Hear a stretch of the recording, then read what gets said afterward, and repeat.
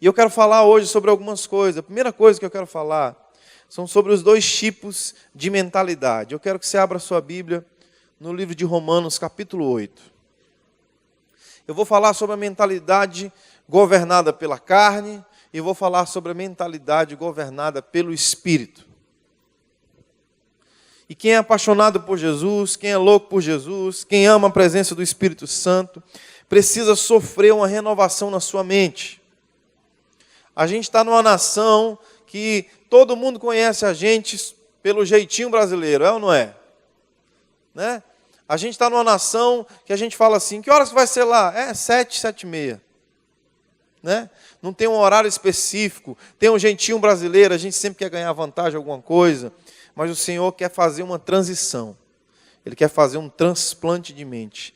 Ele quer tirar essa mente nossa, mundana, carnal, pecaminosa, e quer colocar em nós a mente de Jesus Cristo. Nessa noite, Ele quer fazer isso. Romanos capítulo 8, versículo 7. Diz o seguinte: a mentalidade da carne é inimiga de Deus, porque não se submete à vontade de Deus, nem é capaz de fazer isso. Quem é dominado pela carne não pode agradar a Deus. Entretanto, vocês não estão mais sob o domínio da carne, mas estão sob o domínio do Espírito, se de fato o Espírito de Deus habita em vocês. E se alguém tem o Espírito de Cristo, esse pertence a Cristo. Versículo 11 diz: e se o Espírito daquele que ressuscitou Jesus dentre os mortos habita em vocês, aquele que ressuscitou Cristo dentre os mortos também dará vida aos seus corpos mortais, por meio do Espírito Santo que está em vocês. Portanto, irmãos, não estamos mais em dívida com a carne, para vivermos escravos a ela.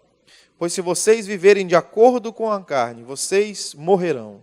Mas se pelo Espírito fizerem morrer os atos do seu corpo, então viverão. Porque todos os que são guiados pelo Espírito de Deus, estes são filhos de Deus. Você pode dizer glória a Deus? Então, Paulo está dizendo que existe uma mentalidade que é inimiga de Deus. A nossa mente é inimiga da vontade de Deus. O apóstolo Paulo diz em Romanos capítulo 12 que a gente precisa passar por uma transformação de mente. A gente tem que sacrificar o nosso corpo. A gente tem que sacrificar os nossos desejos. Pode guardar esse verso de Romanos capítulo 12, versos 1 e 2. Ele diz que você tem que fazer um sacrifício, que você tem que chegar diante de Deus e reconhecer assim: a minha mente é a tua inimiga. Como eu posso provar da tua vontade? Como eu posso provar da tua boa, perfeita, agradável vontade? Através do sacrifício. Eu vou pegar o meu corpo, vou pegar os meus desejos, eu vou pegar isso e vou jogar no altar do Senhor, como sacrifício. A partir daí eu começo um processo de transformação. Cada vez mais a mentalidade da carne vai diminuindo e cada vez mais a mentalidade do Espírito vai crescendo no meu coração. Eu quero chamar a tua atenção para esse versículo 12.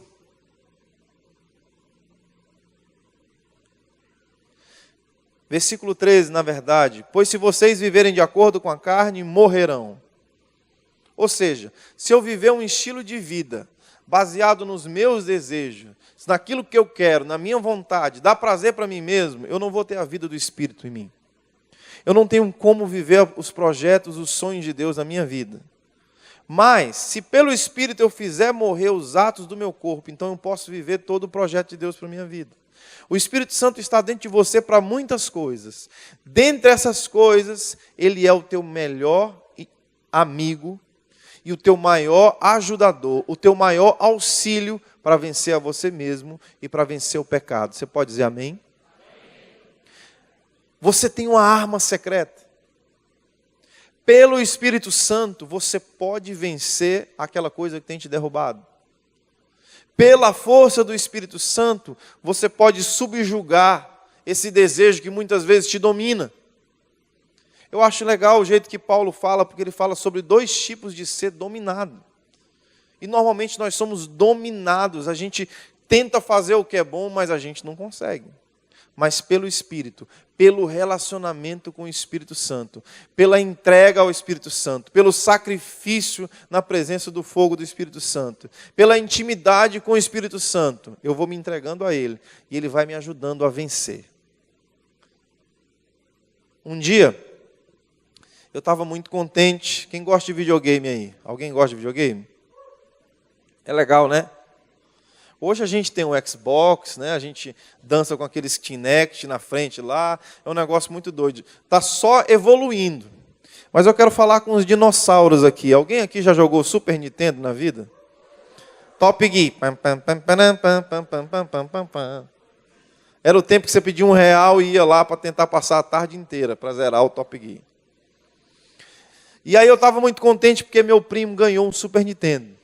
E a gente planejou as nossas férias, os próximos 10 dias, segundo nós, a gente não ia nem dormir. A gente ia virar à noite e a gente ia ficar jogando o tempo inteiro. A minha tia já tinha liberado, mas ele conseguiu acabar com nossas férias. Porque o abençoado do meu primo tinha um Super Nintendo, mas ele foi na locadora e ele locou um cartucho do Mega Drive. Era outro sistema. Aí, quando a gente chegou, eu nem sei como ele conseguiu enfiar um cartucho do Mega Drive no Super Nintendo. Ele ficou lá, eu acho que ele até estragou. Ele foi até que enfiou. Quando enfiou, apareceu uma tela azul escrita assim, incompatível com o sistema Nintendo. Ou seja, nós não íamos jogar Super Mario, nós não íamos jogar Top Gear, nós não íamos jogar aquele joguinho que era assim, os jogos de verão. Nada disso, todos os nossos sonhos foram frustrados. A gente teve que voltar à idade da pedra, jogar bola descalço na rua, peteca, essas coisas. Tecnologia já era, foi embora. Porque não tinha como um cartucho que foi feito pela Sega entrar no sistema Nintendo. Era incompatível. É isso que acontece com a nossa mente quando a gente começa a ler a Bíblia, quando Deus começa a falar os princípios do reino dele. Como assim? Eu tenho que procurar a pessoa que me fez mal e pedir perdão para ela? Não encaixa no nosso padrão. Como assim a viúva que deu 5 centavos ofertou mais que o cara que colocou R$1.000? É outro padrão. Não cabe na nossa mentalidade carnal, porque nós somos inimigos de Deus na nossa mente. Quem está entendendo o que eu estou falando? Tem uma pessoa que eu admiro demais lá no Maranhão. O filho dela foi sequestrado e foi morto. De uma forma brutal. A família descobriu mais ou menos como foi a trama. Depois de algum tempo, essa senhora teve a oportunidade de olhar nos olhos de um dos sequestradores. O cara foi preso no interior do Pernambuco. E ela foi lá, naquela cadeia. E quando ela ficou frente a frente com ele, ela começou a falar algo que não cabe na nossa mentalidade dessa terra. Ela começou a dizer assim: foi você que matou meu filho? Ele falou: foi um dos. Eu estou aqui para perdoar você. Eu estou aqui para falar que Jesus te ama. Eu estou aqui para dizer que se você não se arrepender, você vai para o inferno. Eu estou aqui perdoando você. E aquele cara confessou como é que foi as coisas, como é que foi a trama. Um dia depois ele morreu. Mandaram matar ele lá dentro. Mas aquela mulher fez o que para mim e para você é totalmente incapaz da gente aceitar um negócio desse. Eu, no lugar dela, eu ia pregar o evangelho, mas antes eu dava uma surra. Uma boa surra. Quando estivesse quase morto, aceita Jesus? Aceita. Então vai, meu filho. Pá! Porque o que a mente da gente, carnal, pensa é isso. Mas aquela senhora, ela tem uma mente controlada não pela sua alma, não pelo ódio, não pela aquela situação do passado, mas hoje é uma mulher de Deus, uma pastora que tem abençoado muita gente, controlada pelo Espírito Santo. Você pode fazer isso. Muita gente fala assim: eu não vou perdoar, aquela pessoa não merece o perdão. Você sabia que é você que fica preso? Quando você não perdoa, aquela pessoa acorda do seu lado, toma banho com você. Você senta para tomar um café, aquela pessoa está lá sentada junto com você, aquela situação não lhe deixa. Não é verdade? Você senta para almoçar, a situação está lá. Você deita para dormir, a pessoa está lá. Afasta para lá, deixa eu deitar contigo. Então, quem perdoa, na verdade, está se liberando. Mas isso é totalmente o contrário da nossa mente carnal. E o Espírito Santo de Deus é o teu ajudador. Ele é a água limpa que vai tirar a sujeira da sua mente, do seu coração. Você pode dizer amém? Então, como que eu posso fazer isso, Daniel? Como é que eu posso fazer essa transição de uma mente que ficou anos e anos e anos na imoralidade? Anos e anos e anos na mentira, anos e anos e anos no vício, aí agora eu estou com Jesus. Vai ser de uma hora para outra? Claro que não, irmãos. Claro que não. Eu posso dizer para vocês que eu praticamente nasci no Evangelho. E tem horas que eu me assusto com os pensamentos e os sentimentos que rondam o meu coração. A gente sempre vai ter uma luta contra o pecado, mas nós podemos ser mais espertos do que ele, e nós podemos deixar o fogo do Espírito Santo aceso dentro de nós, com algumas estratégias que eu vou falar para você aqui. Reconhecendo o nosso ponto fraco e tendo uma vida de intimidade com Deus, disciplinada com o Senhor. Como é que a gente vai fazer isso? Abra sua Bíblia em Mateus, capítulo 3.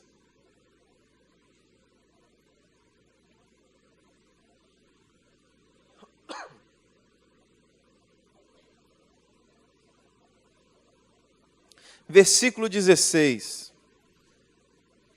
Diz o seguinte: naqueles dias Jesus foi batizado, e logo que saiu da água, naquele momento o céu se abriu, e ele viu o Espírito Santo de Deus descendo sobre ele como uma pomba e pousando sobre o seu ombro.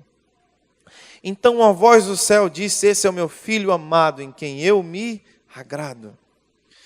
Capítulo 4. Então Jesus foi levado pelo Espírito ao deserto, para ser tentado pelo diabo. E depois de jejuar 40 dias e 40 noites, teve fome. O tentador aproximou-se dele e disse: se és o Filho de Deus, manda que essas pedras se transformem em pães. Jesus respondeu: está escrito, nem só de pão viverá o homem, mas toda palavra que procede da boca de Deus alimentará a sua alma. Você pode dizer amém? Amém. Vamos ver o processo do início do ministério de Jesus aqui. Antes, Deus não foi injusto, porque antes do Espírito Santo levar ele para o deserto, parece até um amor muito louco, um amor estranho, porque o pai fala assim: tu és o meu filho amado, e você me dá prazer. Jesus olha para cima: obrigado, pai, também te amo. E agora, vou para onde? Vai ter um encontro com o diabo agora, você vai para o deserto. Não parece uma coisa doida, mas eu tenho aprendido que o pai, de verdade, ele não poupa os seus filhos do sofrimento, nem de bater a cabeça na parede para aprender, nem da disciplina, mas esse é outro assunto. Na verdade, o que eu quero falar é que Deus não é injusto. Antes que Jesus tivesse um confronto com o diabo, antes que Jesus tivesse um confronto com seus pontos fracos como homem, Deus deu a ele a unção do Espírito Santo. Quando você entregou sua vida para Jesus, o Espírito Santo também desceu sobre você. E agora ele habita no seu coração, ele está dentro de você. Aquilo que a lei foi incapaz de fazer, agora você pode fazer, você pode ser santo, você pode ser puro, você pode ser íntegro, porque parte de Deus, o Espírito Santo está dentro do seu coração. Então ele não simplesmente colocou para você para viver essa vida nesse mundo, para ser confrontado pelas hostes infernais, pelos prazeres desse mundo, sem que você tivesse antes um encontro com o Espírito Santo. E ele liberou sobre você, que entregou sua vida para Jesus. O Espírito Santo agora mora em você. E aí, Jesus vai para o deserto, e ele vai ser provado. Quem aqui gosta de prova? Alguém gosta de ser provado? Quem aqui tem medo de prova? Alguém está na universidade aí? Não é ruim o dia da prova? Mas se as nossas escolas, se as nossas universidades não tivessem provas, como a gente teria um padrão de evolução? Como eu sei que eu estou evoluindo? Como eu sei que eu estou aprendendo? Como eu sei que eu posso sair do primário e me tornar um doutor? Por causa das provas. por causa do meu nível de entendimento. Então o Espírito de Deus, ele é um guia ele não vai falar assim: ninguém toca no meu filho. Satanás, você não pode ir com ele, fica aqui. Ele não vai fazer isso. Na verdade, ele vai te abençoar, te levando para o deserto, para você ser provado. Vai permitir que tentações venham ao seu coração, mas a Bíblia te garante que nenhuma tentação é maior do que você. Deus não vai tentar você acima das suas forças. Deus não vai tentar você e permitir tentação venha sobre a sua vida que não tenha uma forma de você escapar, porque Ele estaria sendo injusto fazendo isso. Quem entende o que eu estou falando? Mas olha esse processo. Jesus recebeu a unção do Espírito Santo sobre a vida dele. E aí Jesus vai para o deserto. E Jesus se prepara para aquele confronto com o inimigo. Sabe como? Jejum. Jejum, uma arma esquecida pela igreja contemporânea. Oração, uma arma abandonada pelos crentes modernos. Estava tendo uma conversa com um pastor ali no escritório e a gente estava falando sobre isso. Ele disse: Daniel, hoje está tudo muito fácil, na palma da mão. Os crentes antigos oravam mais. Para eles se comunicarem, a gente usava carta. Eu ainda peguei esse tempo na minha vida. Quando eu namorava com a Camila, não era todo mundo que tinha e-mail há, 15 anos atrás. Eu ainda cheguei a enviar cartas de amor perfumadas para minha esposa. Né? Com um presentinho. Rapaz, quando chegava uma carta, dava aquele frio na barriga, a gente tremia para abrir assim. Ai, quero ver logo. Ficava doido. Hoje não, hoje é no e-mail. Hoje é um BLZ, que significa beleza, no WhatsApp. Hoje os sentimentos é expressado por aquela carinha de espanto. Ou uma lágrimazinha escorrendo. Né? A gente está ficando cada vez mais frio. A gente vai para uma roda de restaurante e tudo mais. A gente vai para conversar, mas está todo mundo no seu telefone. A gente não olha mais nos olhos. É um negócio estranho, não é? Mas toda essa enxurrada de informação faz a gente ficar um crente preguiçoso. Se eu quero saber sobre o Espírito Santo, eu tenho milhares de vídeos na internet sobre isso. Se eu quero saber sobre qualquer assunto, eu não preciso buscar na fonte. Eu posso simplesmente ouvir, copiar. Mas onde estão aqueles que vão buscar as revelações ocultas no coração de Deus? Coisas que ninguém nunca falou. Canções que nunca ninguém cantou. Livros que nunca ninguém escreveu. Eu estou olhando para a gente aqui que tem total capacidade de entrar no coração de Deus e ter essa intimidade com o Senhor. Quem crê nisso? Então, a unção do Espírito Santo veio sobre Jesus. E ele, mesmo sendo Deus, Filho de Deus, jejuou. Porque o jejum, irmãos, ele não é para Deus. Não é para impressionar Deus. O jejum não é para você falar: Deus, olha aqui, eu estou uma semana sem comer chocolate. Olha o tamanho desse sacrifício, derrama a sua glória. Não. O jejum é para lembrar você que você é feito de carne, é feito de sentimentos, é feito de desejos. O jejum é um símbolo de falar assim: Senhor, assim como eu posso dominar o meu desejo de comer essa picanha, eu também posso dominar o pecado. Me ajuda, Espírito Santo. Senhor, isso é um símbolo, eu preciso mais de Ti do que da minha própria comida. Você já parou para imaginar o estilo de vida de Daniel? Daniel lá na Babilônia.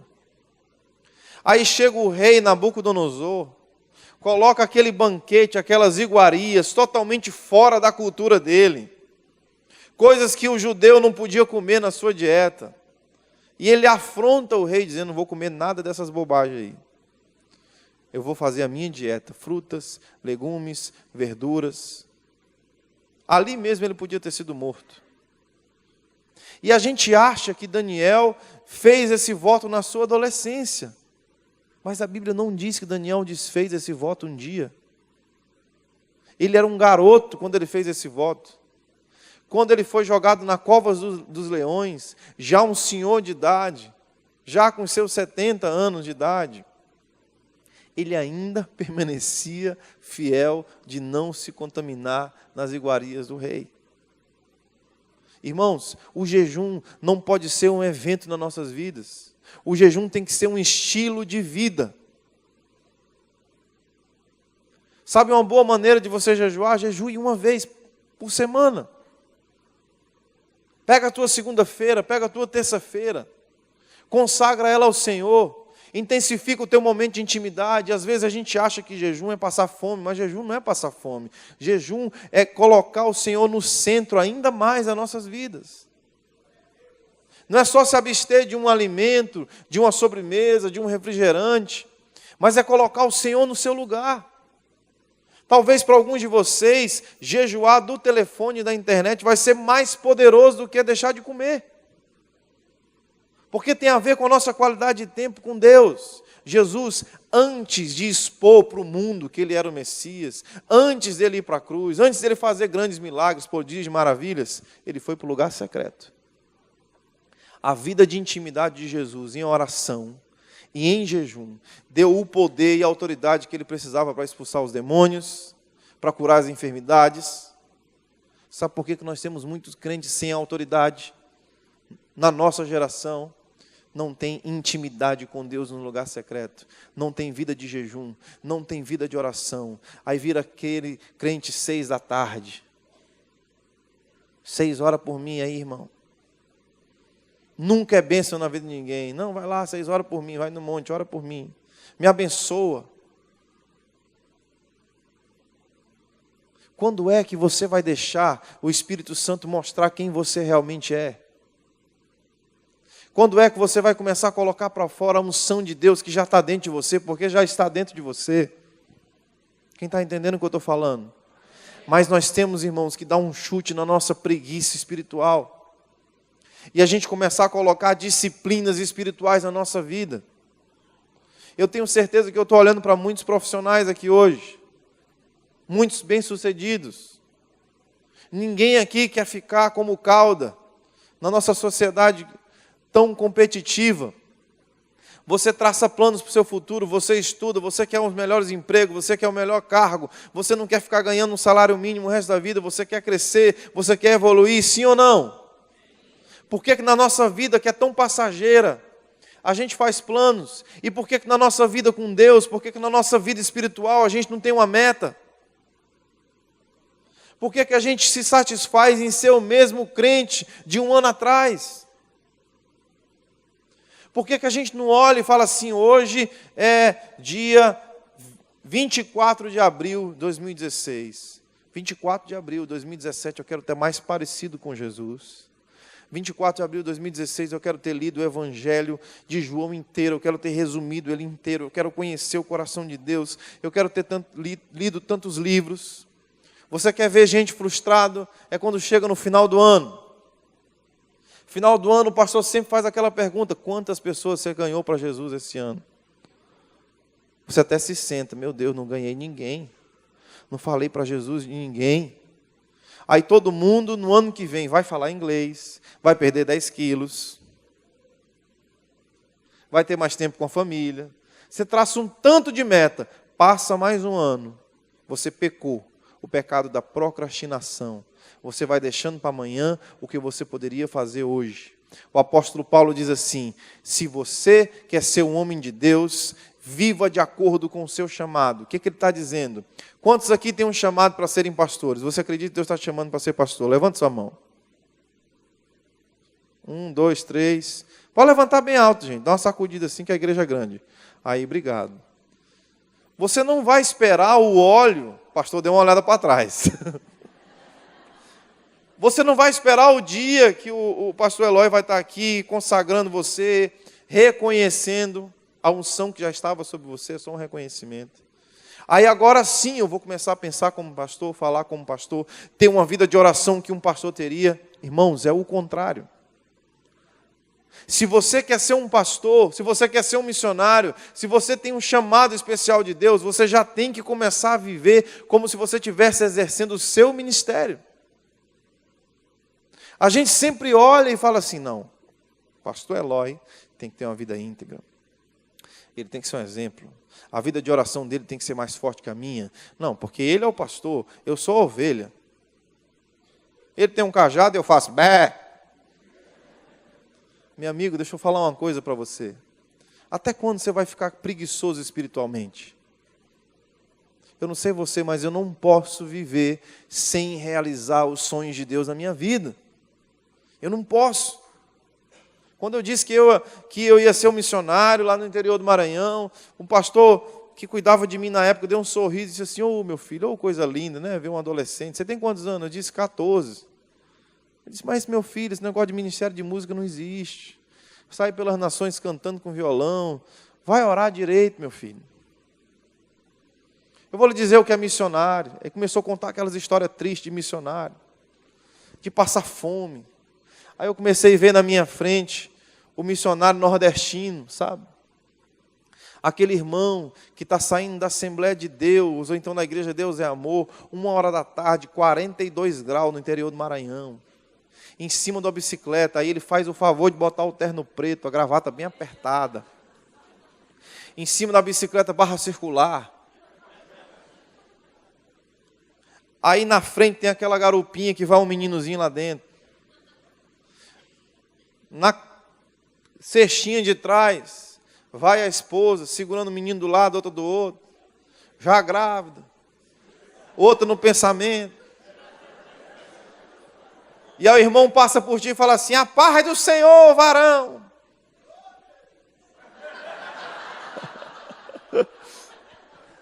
Naquela hora, o meu pensamento foi retinho nessa história. Eu falei: meu Deus, é isso mesmo, eu vou ter que ser aqui um missionário nordestino, interior do Maranhão. Por algum tempo eu fui um missionário nordestino Evolution, né? Eu já andava de bis. Eu fui missionário nordestino, com 17 anos eu tinha a missionária Francisca. Se tem alguma irmã Francisca que missionária, me perdoe, era o nome da minha bicicleta. A gente ia para a igreja e voltava, e ela louvava o Senhor, né? Porque ela tinha um gemidinho só dela, subindo as ladeiras. A missionária Francisca já me abençoou muito, inclusive era muito boa de correr contra o pecado. Algumas vezes eu tive que subir nela e vazar, para não pecar.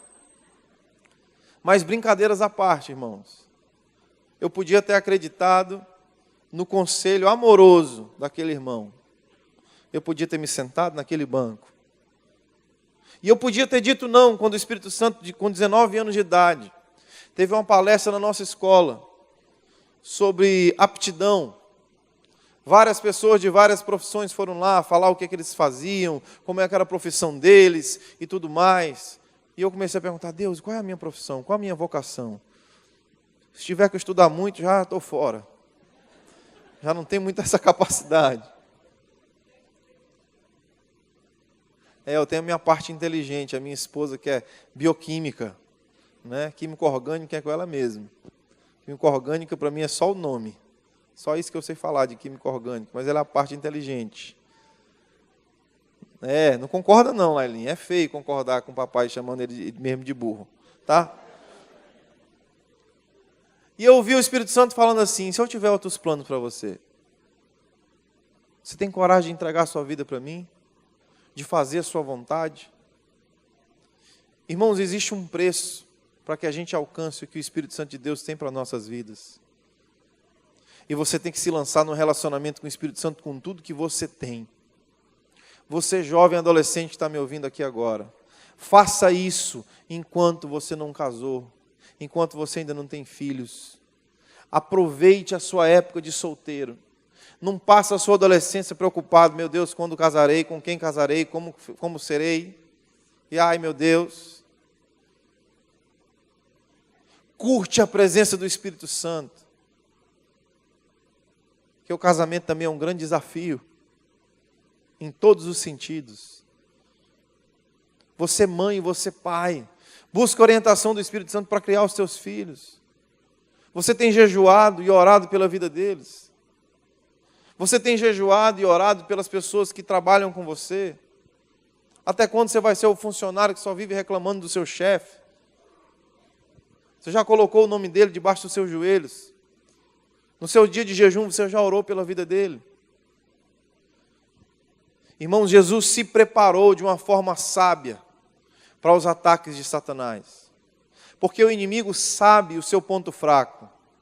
A Bíblia está dizendo aqui, então Jesus sentiu o quê? Fome. O diabo não se manifestou pessoalmente para Jesus, até que ele viu fome. Quando ele viu fome, ele entrou. Então pega essas pedras, transforma em pão. É na sua carência, é na sua fraqueza, é na sua fome. Tem gente que tem fome de amor, tem gente que tem fome de dinheiro, tem gente que tem fome porque é muito ambicioso, muito ganancioso.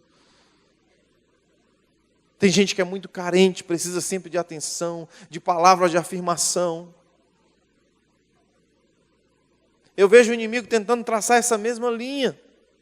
Esses dias atrás eu tive que quebrar essas coisas, esses pensamentos na minha vida, essa coisa de tentar, de ficar se comparando. Será que essa pessoa gostou do que eu falei, do que eu cantei, do que eu preguei? Será que foi tão bom quanto o fulano? Sabe essa coisa de essa cadeia que tenta prender você? Será se estão gostando? Essa coisa de se comparar, não se compare com ninguém, meu amigo, você é único. Você é você. Amém? Quem está entendendo o que eu estou falando?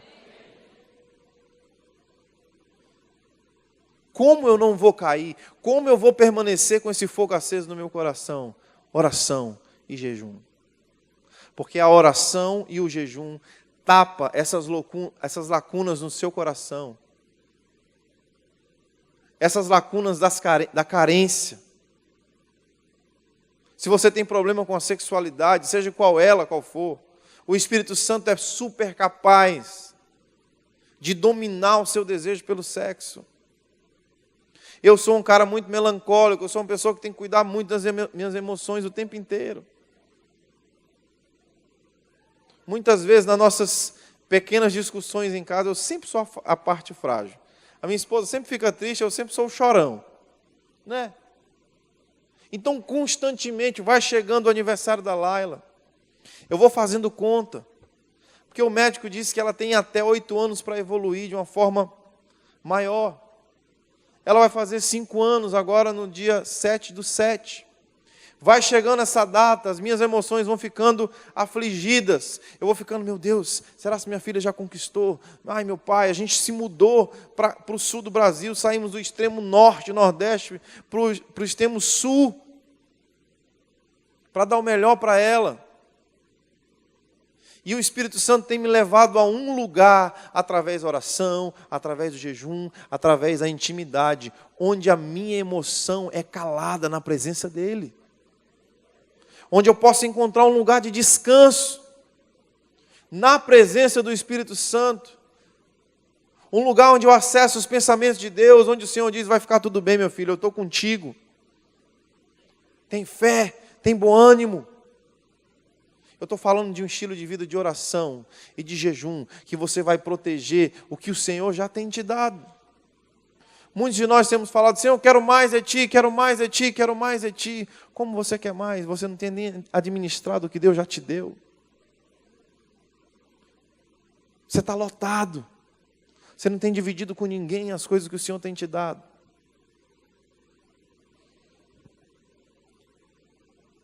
Trace metas para o seu crescimento espiritual, meu irmão, minha irmã. Quem você quer ser daqui 10 anos, 5 anos na presença de Deus? A sua disciplina, a sua paixão por Jesus vai te levar lá. Um dia eu liguei para um homem de Deus, que eu admiro demais. Eu liguei insistentemente porque eu queria muito que ele atendesse um convite meu para estar na escola. Liguei 8h30 da manhã, liguei 9, liguei 10, liguei 11, liguei meio-dia. Meio-dia a pessoa que trabalha na casa dele atendeu. Falou, pastor Daniel, ele não vai poder te atender agora de manhã, você pode ligar depois às 2h30? Eu falei, ele está em reunião. Ele falou, não, ele está, todas as manhãs ele fica com Jesus. Eu falei, mas ele fica com Jesus a manhã inteira? Ela disse, a manhã inteira. Ele não atende telefone, ele não atende ninguém. Ele fica com Jesus. Eu observei uma estaca, um alicerce, uma disciplina espiritual que aquele homem tinha, de estar com o Senhor durante as manhãs dele. Eu estou falando de gente que tem um monte de discípulo, um monte de problema para resolver, um monte de gente para atender. Mas a vida de oração e a vida de jejum é a coisa principal de quem serve ao Senhor. Eu sei que eu estou falando para muita gente aqui, que é funcionário, que tem horário para chegar em casa. Glória a Deus, se você pode ser igual a mim, que consegue ter um pouco mais de tempo com o Senhor. Porque o patrão é Jesus, ou o patrão bom, maravilhoso é esse. Eu costumo dizer que eu tenho o melhor emprego do mundo. Faço o que eu amo, caminho com as pessoas que eu amo e sirvo o Deus que eu amo. Mas dentro da sua possibilidade, você pode priorizar o Senhor. Jesus nunca disse que oração tem que ser muito. Ele disse, na verdade, as pessoas se enganam achando que por muito falarem serão o quê? Ouvidos. Não é garantia de ser ouvido muito falar. Mas é garantia se você está no lugar secreto. Se você está ali, se seja 5, 10, 15, 20 minutos, meia hora. O ideal seria que fosse 1 hora por dia. Tem gente que gosta de dar o dízimo do dia para o Senhor. Onde você vai parar e onde você vai ficar com Ele. Onde Ele é a sua prioridade. Essas coisas te preparam para o dia da tentação. No dia da tentação você não está desprevenido. No dia da tentação você está forte. O seu tanque espiritual está abastecido. Você consegue fazer a viagem, você está precavido, você está fazendo a sua revisão como se você fosse um automóvel. E você se previne, você se guarda e você se cuida. Quem está entendendo o que eu estou falando? Eu vou tentar achar um texto aqui de Atos que eu acho realmente muito impressionante o que está acontecendo aqui na igreja primitiva. Atos capítulo 6. Está acontecendo uma explosão na igreja de Jesus. Mas eu acho uma coisa linda que começa a acontecer aqui. Atos capítulo 6 diz o seguinte: naqueles dias, crescendo o número de discípulos, os judeus de fala grega e os judeus de fala hebraica começaram a queixar-se uns aos outros, porque as suas viúvas estavam sendo esquecidas na hora da distribuição diária dos alimentos. Portanto, os 12 reuniram todos os seus discípulos e disseram: não é certo negligenciarmos o ministério da oração e da palavra, a fim de servirmos às mesas. Irmãos, escolham entre vocês 7 homens de bom testemunho, cheios do Espírito Santo e de sabedoria. Passemos a eles essa tarefa, e nós nos dedicaremos à oração e ao ministério da palavra. Aqui estava nascendo o ministério dos diáconos. Irmãos, a igreja cresceu. Tudo que cresce aumenta o número de pessoas, aumenta o número de trabalho, de logística. O crescimento é algo natural. Deus quer que a gente cresça, que a gente multiplique, sim ou não? E aí começou a ter um conflito aqui logístico. Os judeus de fala hebraica começaram a se queixar com os judeus de fala grega, porque na hora de dividir os alimentos, eles traziam seus dízimos e ofertas assim, e aí era dividido entre as viúvas, entre os órfãos, o verdadeiro evangelho. E aí era um problema de logística. Cara, a gente tem sido esquecido, as nossas viúvas têm esquecido e tal. Chegou essa notícia para os 12. E os 12 responderam no versículo 2, que não era certo negligenciar. Ele não está dizendo que não era certo ajudar, que não era certo servir as pessoas, orar pelas pessoas, cuidar daquelas viúvas. Não é isso. Ele está dizendo que a minha prioridade ainda não é servir as pessoas. Eu não posso negligenciar o ministério da palavra. Se eu sou o apóstolo, se eu sou a pessoa referencial para essa igreja, eu tenho que ficar com Deus. Eu preciso priorizar a minha vida com Deus. Então eles não podiam negociar a vida deles com Deus para servir as mesas.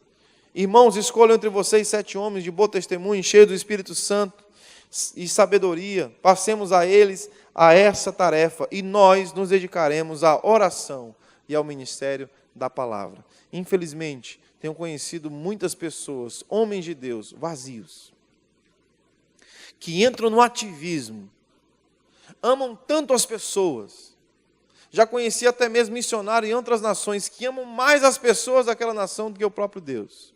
Porque já negligenciaram o seu tempo a sós com o Espírito Santo.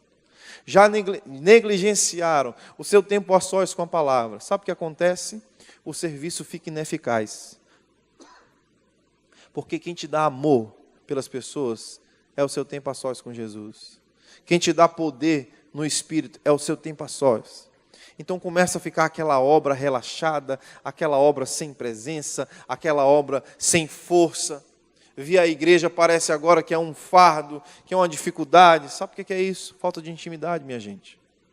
Imagina todos nós nesse templo aqui, cada um nem precisava que eu estivesse pregando aqui. Cada um já chegou cheio do Espírito, já ouviu coisas maravilhosas do Senhor, já chegou totalmente suprido no seu coração. Imagina como nós chegaremos aqui, mas a nossa cultura é, eu vou para o culto para receber alguma coisa. Muitas vezes a gente fala isso. Não é errado você vir para a igreja para receber. Mas normalmente, irmãos, o que é certo biblicamente, nós nos reunimos para dar o culto ao Senhor. Dar para Ele o nosso louvor, dar para Ele a glória, dar para Ele a nossa adoração. Atos capítulo 6 pode ser aplicado para qualquer pessoa que está aqui. Não é certo você negligenciar as suas tarefas pelo seu tempo de intimidade com Deus. Nada pode substituir o seu tempo com o Senhor. Você não nasceu para servir apenas as pessoas, você nasceu para ficar na presença de Jesus. Olha para o tempo atrás, olha para Gênesis, como foi a criação de tudo. Deus fez um lugar maravilhoso chamado Éden, que significa lugar de prazer. Colocou Adão e Eva lá, descia todo final de tarde, caminhava com eles, conversava com eles. Um relacionamento de intimidade. Nós perdemos essa conexão. Satanás tem tanta ira da nossa conexão com Deus, da nossa intimidade com Deus. A serpente não picou a mulher e o homem para que eles morressem fisicamente. O objetivo do diabo era cortar a nossa conexão com Deus. Infelizmente, ele conseguiu reduzir muito a nossa conexão com Deus. Mas o Senhor proveu o cordeiro. O Filho do Homem pisou na cabeça da serpente. E agora abriu de novo as portas do Éden para que a gente pudesse voltar em ter intimidade com Deus. Só que a gente não valoriza isso. A gente acha que o melhor é aquilo que a gente pode fazer para Jesus. Irmãos, mas na verdade o melhor é o tempo que a gente pode ficar com Ele. Para encerrar, você já pensou na história de Marta e de Maria? Uma trabalhando e outra aos pés. Jesus disse, ela escolheu a melhor parte. Eu não posso tirar isso dela. Eu quero fazer um desafio para você que está me ouvindo aqui nessa noite. E o desafio é, mantenha o fogo aceso no seu coração. E não se conforme com essa chama pequenininha que está no seu coração. Aumente ela. Jogue mais lenha nessa fogueira aí, meu irmão. Vou te dar 3 tipos de lenha. Se você quiser, você anota aí. Primeira lenha para esse fogo nunca se acabar. Tempo a sós com Deus. Isso é a primeira. Fica com Ele até que você ouça a voz dEle. Adore a Ele no lugar secreto. Ele ama a sua voz. Ele ama a sua oração. Ele tem mais desejo de estar com você do que você de estar com Ele. Segunda lenha que vai proteger o seu coração. Relacionamento de prestação de conta. Eu preciso que alguém saiba dos meus pontos fracos. Eu preciso que alguém me ajude nas áreas que eu tenho dificuldade. Eu preciso de alguém que possa ouvir minhas tentações para que eu não caia no pecado. O que é pior? Confessar um pecado já praticado, já feito, ou confessar uma tentação? Qual que é o pior dos dois? Qual que você passa mais vergonha? Você já fez o pecado. Você não precisa confessar pecado. Sabe por quê? Porque você pode confessar a tentação. Essa lenha tem ajudado o fogo do Espírito Santo a ficar no meu coração. E a terceira coisa, ande com pessoas que amam Jesus mais do que você ama. Procura relacionamentos com gente que ama Jesus mais do que você. E lógico, abençoe pessoas que você ama Jesus mais do que elas. Resumindo, tenha um referencial, mas também seja um referencial para alguém. Amém? Vamos ficar de pé nos nossos lugares.